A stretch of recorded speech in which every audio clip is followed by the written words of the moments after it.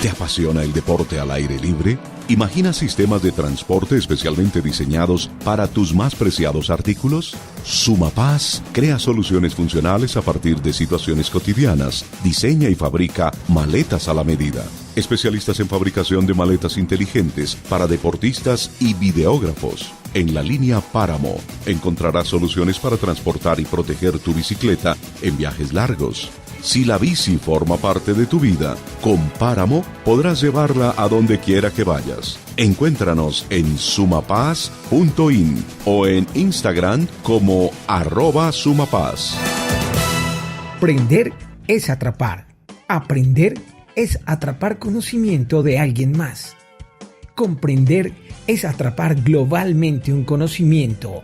Y emprender es atrapar una oportunidad para siempre. Bienvenidos en Escuchando Ando. Hoy emprenderemos y aprenderemos con... Guillermo, muchas gracias por tu entrevista. Me ha parecido muy divertida y tus preguntas realmente son...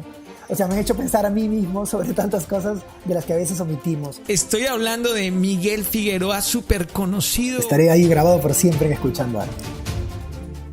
¿Qué hay de nuevo, amigos? Aquí estamos en Escuchando Ando. escuchandoando.com.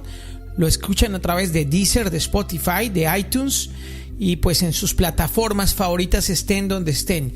Es un placer y un orgullo seguir con esta misión que tenemos de reunir la mayor cantidad de información que nos permita tomar mejores decisiones en la vida. Y es una tarea que llevamos haciendo bastante tiempo y no nos cansaremos de seguir buscando gente que esté con un camino recorrido, que hayan probado y comprobado métodos que les funcionen bastante bien. Yo soy Gerson Ramírez y los estoy acompañando en otro especial de Escuchando Ando con una persona que es bien especial y que no ha escatimado absolutamente nada de su energía para brindar su conocimiento a los demás. Es tal vez algo que admiro principalmente en él, es su manera de entregar información sin costo alguno. Les estoy hablando de Miguel Figueroa, súper conocido, además de eso por sus videos en YouTube y además porque pues se la pasa dando vueltas por todo el mundo enseñándole a la gente todas las habilidades que tiene en cuanto a neurocomunicación se refiere y pues una cantidad de temas interesantes. Su vocación principal es ser profesor, pues no sé si él lo ve así, pero así lo vemos todos, como un maestro completo. Miguel, bienvenido a Escuchando Ando. Gerson, ¿cómo estás? Un gusto estar contigo. Pues encantado de tenerte aquí estos minutos. Ojalá sea el primero de muchos episodios en el que nos acompañes. Nuestro programa es escuchado a nivel mundial y Miguel es de esas personas que cuando habla enseña bastante. Entonces vamos a escuchar a Miguel y vamos a comenzar porque sea él mismo quien nos cuente cómo ha sido su historia de vida y cómo llegó a especializarse en algo tan interesante como la neurocomunicación.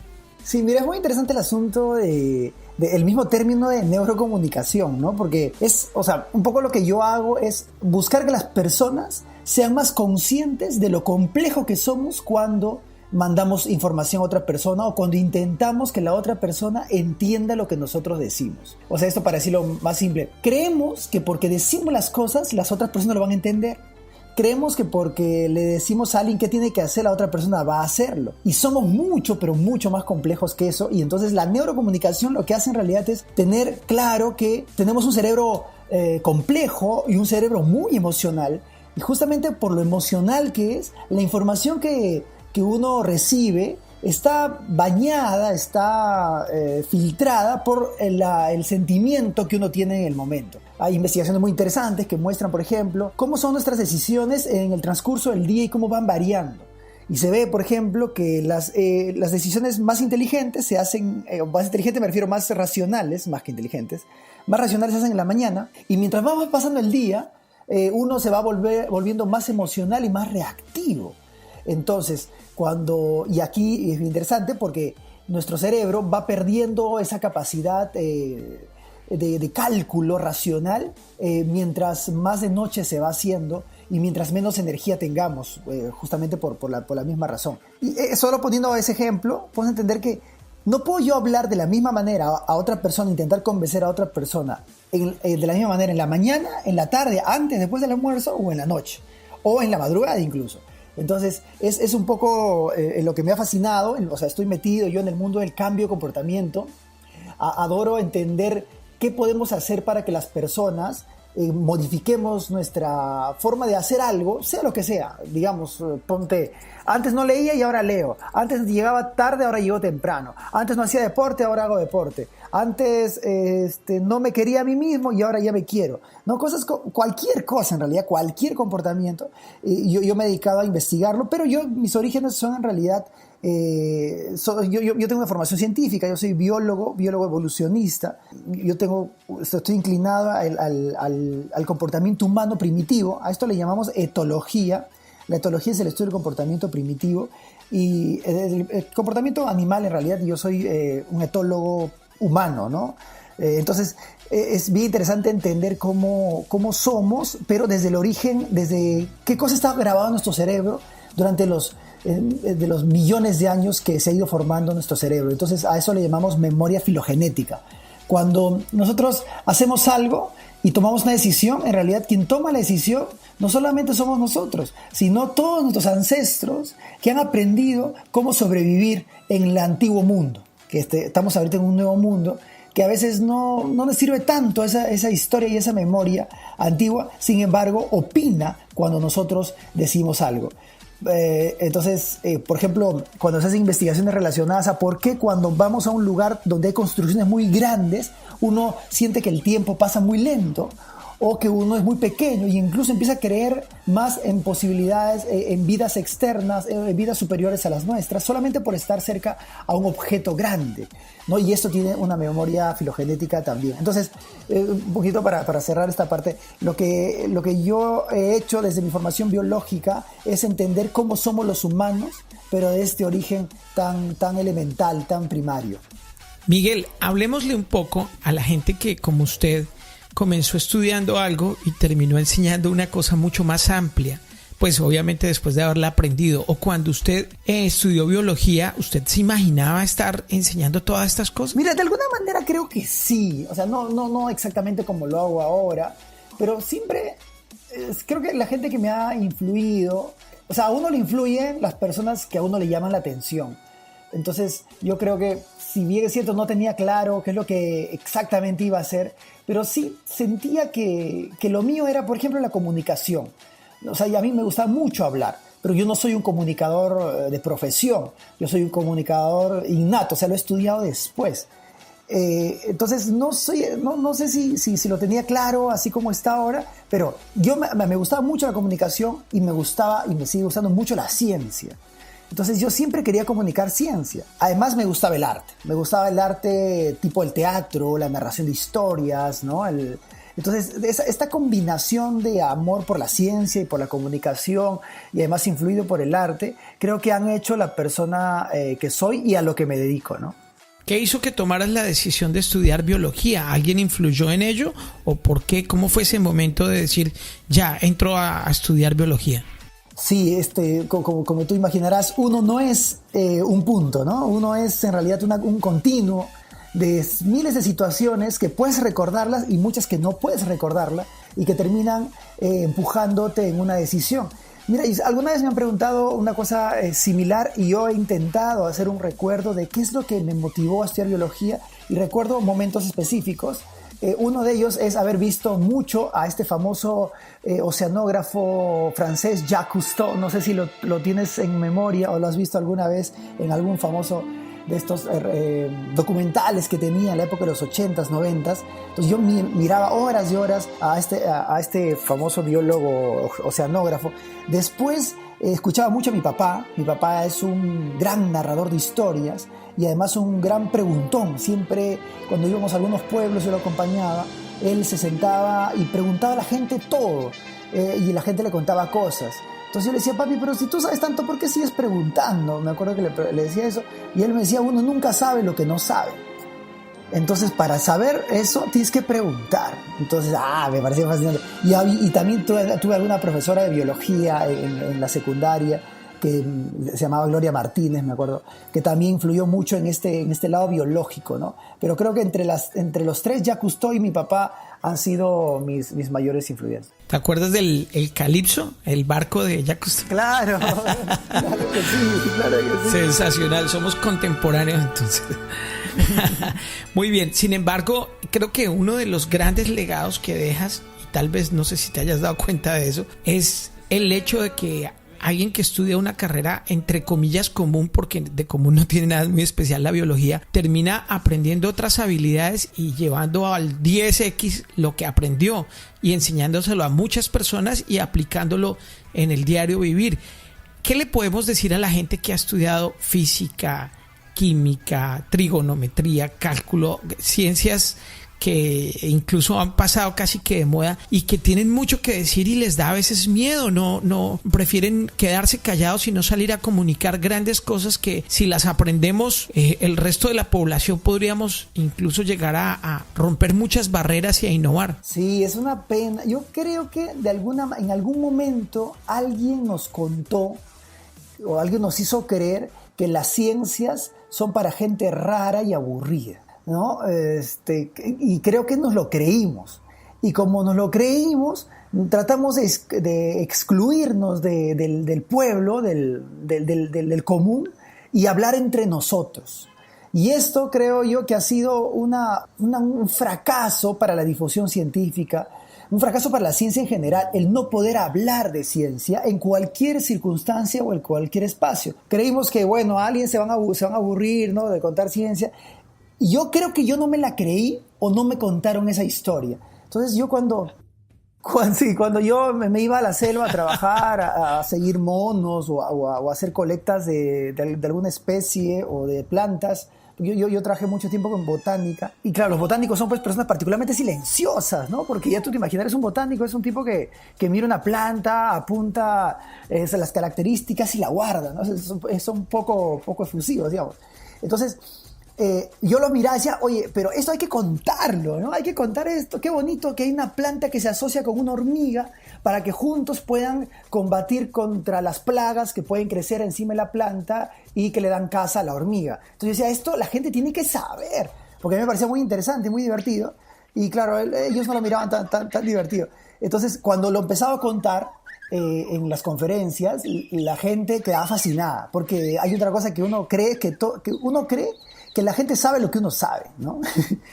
Uno cree que la gente sabe lo que uno sabe, y entonces tú dices, sí, pues, pero eso es obvio, ¿no? Pero no es obvio. Para la gente que vive en la ciudad, estas cosas no son obvias. Para la gente que vive el día a día, la ciencia no es obvia, y entonces hay que contarlo.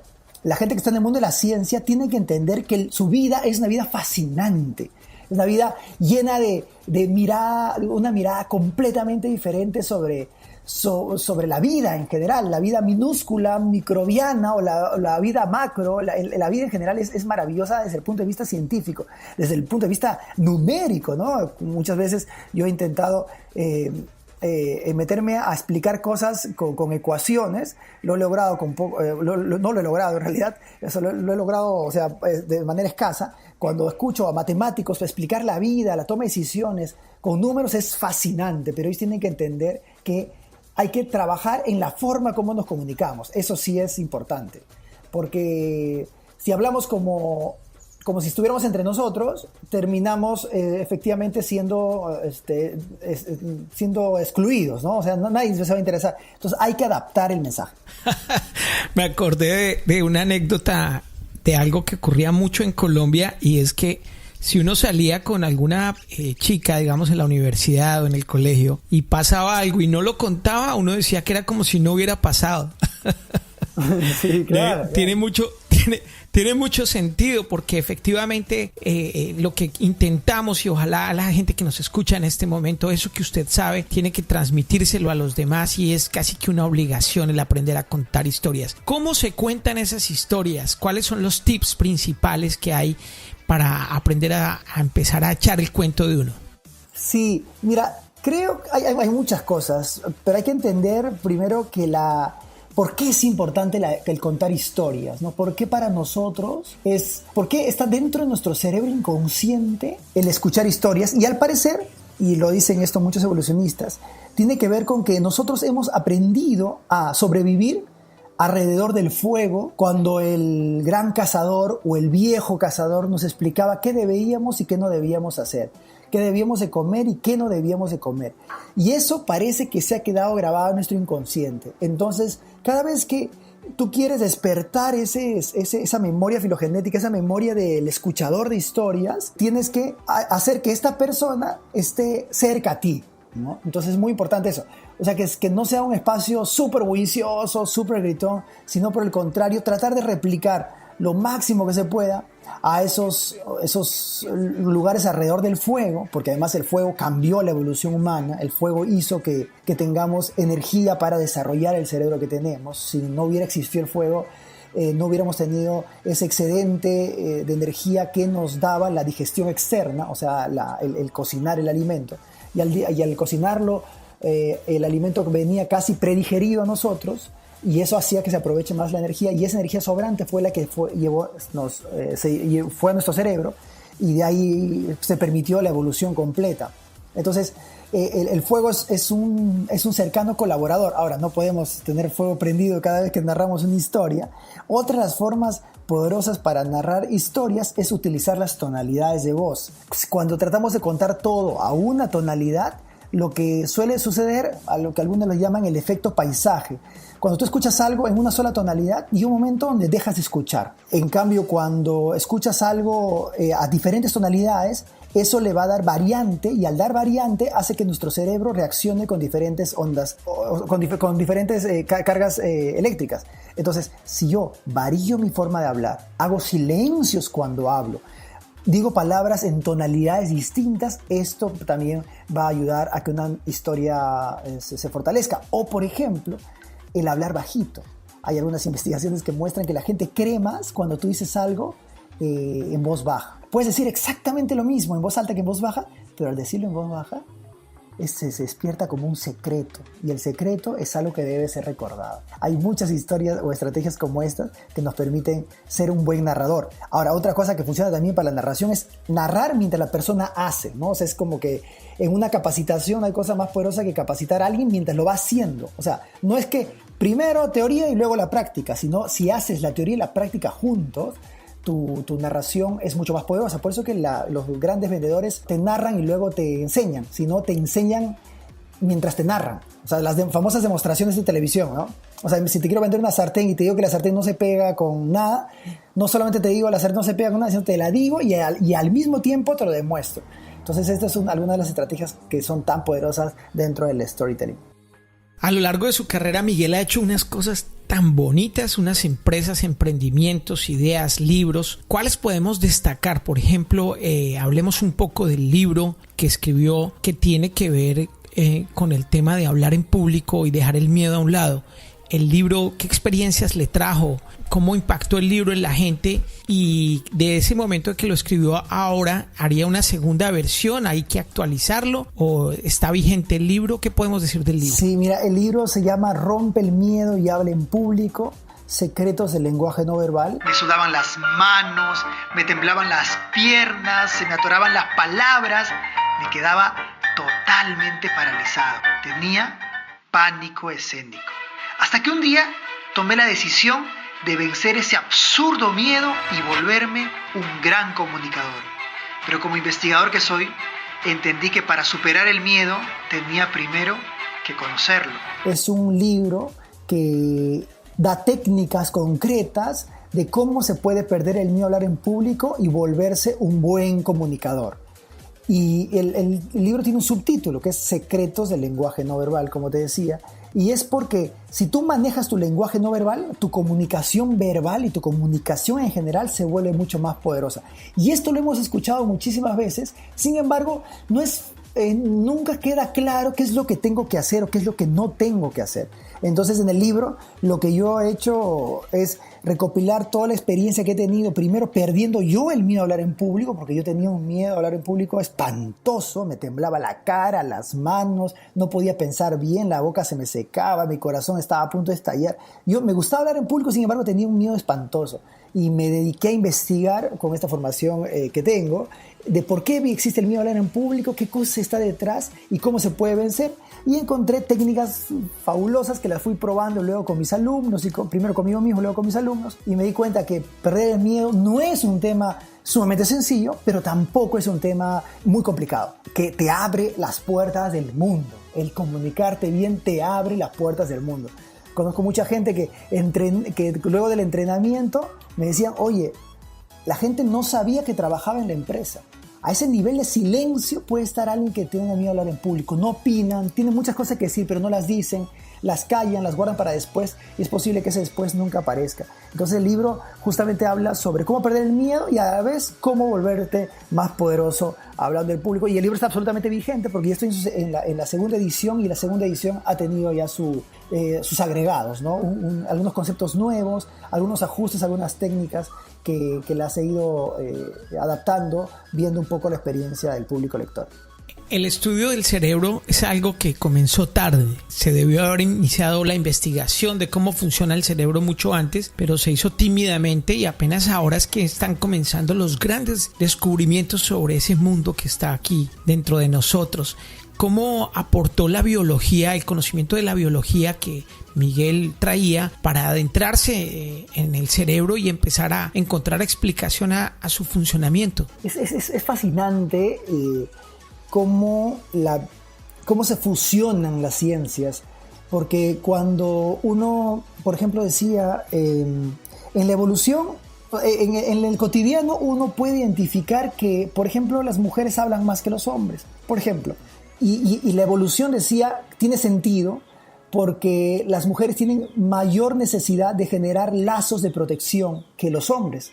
Pero no se podía probar neurológicamente, digamos, era solo una hipótesis, porque la psicología no entra a eso. Simplemente era una hipótesis, y ahora, con las imágenes que puede dar la ciencia, sí puedes probar, ¿no? Entonces, mira, como un cotidiano, que las mujeres hablan un poco más que los hombres, genera una hipótesis darwiniana, una hipótesis evolutiva, pero ahora también tiene una posibilidad de probarse en el mundo de la neurociencia. Y así como eso, 200.000 cosas.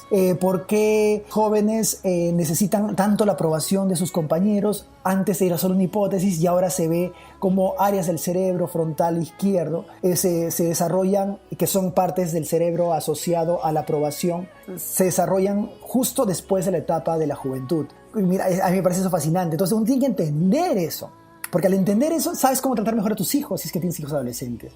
No estás poniéndoles apodos tú mismo. A veces he escuchado papás que dicen, oye, tú siempre estás pensando tanto en lo que opinarán tus amigos.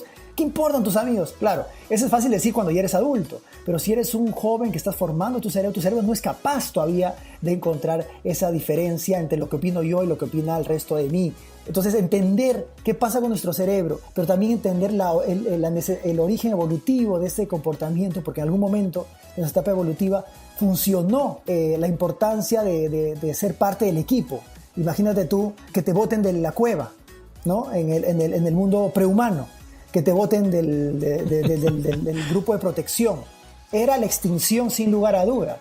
En ese momento era la muerte. Ahora ya no, ahora es absurdo, ¿no? Entonces, ¿por qué estás siguiendo tanto a tus amigos? Ahora es casi un comportamiento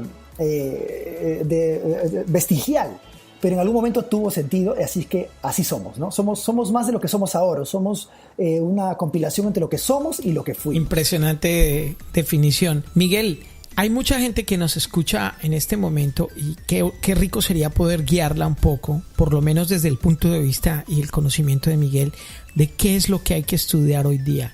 ¿Por dónde comenzamos a adentrarnos en este mundo del conocimiento actual y de las habilidades blandas? ¿Cuál sería un top para usted de temas que son los que tiene que saber el ser humano moderno? Uy, es un tema, me parece que es una pregunta muy complicada, porque mira, yo debo leer unas 3 o 4 horas al día.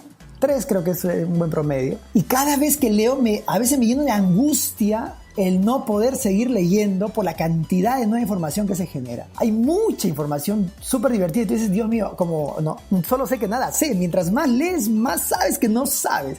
Entonces, cuando tú me pides que hago como que una lista de las cosas que uno debería leer, dices, Dios mío, ¿por dónde empiezo? ¿No? Entendiendo que uno no ha empezado. Pero bueno, voy a intentarlo. Yo creo que sí, efectivamente hay que leer un poco de evolución, hay que leer evolución, o sea, la evolución es clave, la historia del hombre, y eso nos va a ayudar a entender quiénes somos y por qué somos como somos. Leamos o veamos documentales de evolución, hay muchos documentales en YouTube buenísimos sobre la historia del hombre. Estamos hablando de los Homo sapiensis, los Anamensis, los Ergaster, hay tanta historia bonita ahí. Al entender eso, tú dices, ya entiendo por qué yo me comporto como me comporto, ¿no? No soy solo yo, mis ancestros me han dejado su huella en el cerebro. Eso un poco. Debo leer mucho sobre neurociencia. La neurociencia nos ayuda a darle una explicación más concreta a hipótesis evolutivas. Creo que es buenísimo leer temas relacionados al lenguaje no verbal, que a mí me parecen fascinantes porque nos ayudan no solo a saber expresarnos, sino a detectar las emociones de los otros. No basta, a veces, principalmente los hombres, somos un poco más limitados para detectar emociones. Las mujeres vienen con una ventaja evolutiva porque ellas pueden leer mucho más mejor los gestos que los hombres. Eso viene de nacimiento así. Pero al margen, dicen algunos incluso que el llanto femenino se inventó o lo seleccionó la evolución para que el hombre por fin se diera cuenta que ella está sufriendo, ¿no? Porque si no, con la sola cara no lo notaríamos. En cambio, una mujer puede notar el sufrimiento de otra persona, sea hombre o mujer, al instante, casi incluso sin verlo, solo escuchando su voz. Un poquito de lenguaje no verbal me parece clave. Ahora, yo también trabajo mucho en Twitter, ¿no?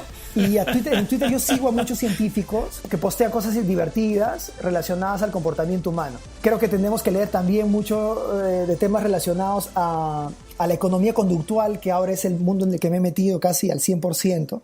Y la economía conductual tiene que ver con cómo tomamos decisiones cuando vamos a comprar algo o no vamos a comprar algo, cuando vamos a ahorrar o no vamos a ahorrar, cuando vamos a divorciarnos o no, cuando vamos... O sea, todas las decisiones en realidad que tomamos, si vamos a comer sano o vamos a comer chatarra una vez por semana, todas esas decisiones ya tienen mucha investigación relacionada a la economía conductual. Yo recomiendo por eso autores como Daniel Kahneman o Taylor, que son autores fabulosos, investigadores muy científicos ellos, que nos ayudan a saber por qué somos como somos y qué sesgos, o sea, qué separación de lo consciente nos pasa todo el tiempo, porque eso es lo que es. Siempre creemos que tomamos decisiones racionales cuando en realidad muy poco de racional hay en cada una de las cosas que nosotros decidimos.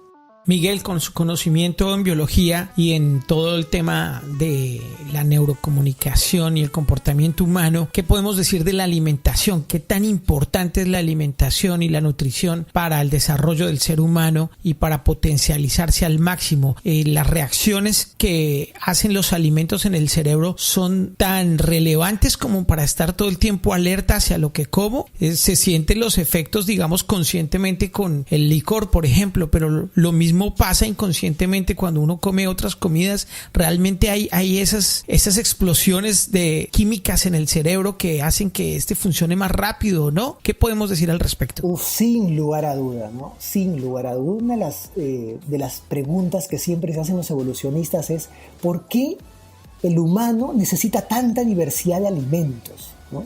Porque tú puedes ver a un koala y el koala se come hojas de eucaliptos todo el día y está feliz. Tú ves animales que comen solo una hierba y están felices, radiantes y todo. En cambio, el humano tiene que comer todas las plantas de todos los colores, carnes. O sea, es bien la vida humana. ¿Y por qué? Porque la evolución humana justamente le ha empujado a eso. Y el cerebro humano es un cerebro muy especial, ¿no? No es un cerebro como cualquier otro, es un cerebro que muy ambicioso, muy goloso, muy hambriento de energía. Entonces tenemos que darle si queremos que nuestro cerebro rinda, sabiendo que es un cerebro especial, no somos un perro, ¿no? que ya de hecho es un cerebro complejo, pero no es tan complejo como el nuestro, que hace y deshace tantas cosas. Necesitamos darle información adecuada, y cuando me refiero a información adecuada me refiero al alimento.